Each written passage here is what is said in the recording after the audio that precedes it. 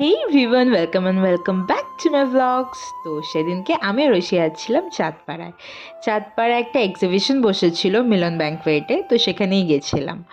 আমরা তো ওই তিনটের আগেই আমরা পৌঁছে গেছিলাম। গিয়ে ফার্স্টে এখানে সব ফ্রেগ্রেন্স যে ক্যান্ডেলগুলো হয়, খুব সুন্দরও দেখতে সেই ক্যান্ডেলগুলোর স্টল। সেকেন্ডলি এইখানে কসমেটিক্সের দোকান ঢুকলাম। এখানেই আমরা মনে হয় 1.5 ঘন্টা মতন ছিলাম। এখান থেকে আমরা কিছু টুকটাক জিনিস নিয়েছিলাম, মানে লিপস্টিক, আইব্রো পেন্সিল, এইগুলো কিছু নিয়েছিলাম।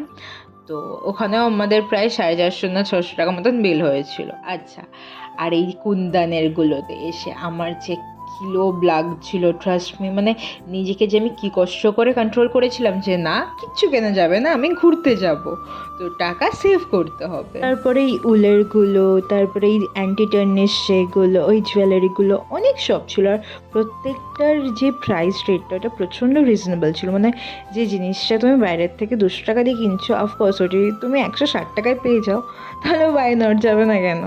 তো যাই হোক, আমার তো বেশ সব জিনিসই পছন্দ হয়েছিল। টুকটাক বেশ কিছু জিনিস কিনেও ছিলাম, যেখানে আমি আর ঐশী প্ল্যান করেছিলাম আমরা কিছু কিনবো না, যাবো ঘুরবো, চাকে চলে আসবো। সেখানে আমরা অলমোস্ট 1200 টাকার বেশি আমরা ওখান থেকে জিনিসপত্র নিয়েছি, খাবার দাবার, আরও তো কিছু জিনিস খেয়েছি, সেগুলোর বিলও নিয়ে নিই।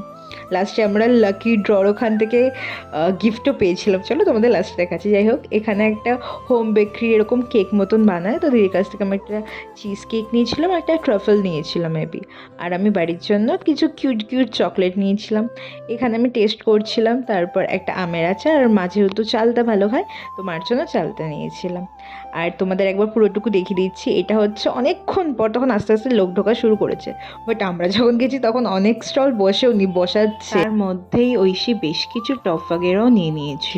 তারপরে নর্মাল টুকটাক বাজারে যাওয়ার জন্য কিছু জিনিস নিল, আর আমাকে দাঁড় করে রেখেছে, বলছে তুই ধরে শুধু ভিডিও কর। নেক্সট আমরা গেছিলাম একটা পারফিউমের স্টলে। তো ওইখানে আতর ছিল, তারপর মিনি যে পারফিউম ওইগুলোও ছিল। আমার এই যেটার কথা বলছিলাম, যে আমরা গিফট পেয়েছিলাম, সেটা হচ্ছে এই বোতলটা পেয়েছিলাম ফ্রিতে ওখানে শপিং করে।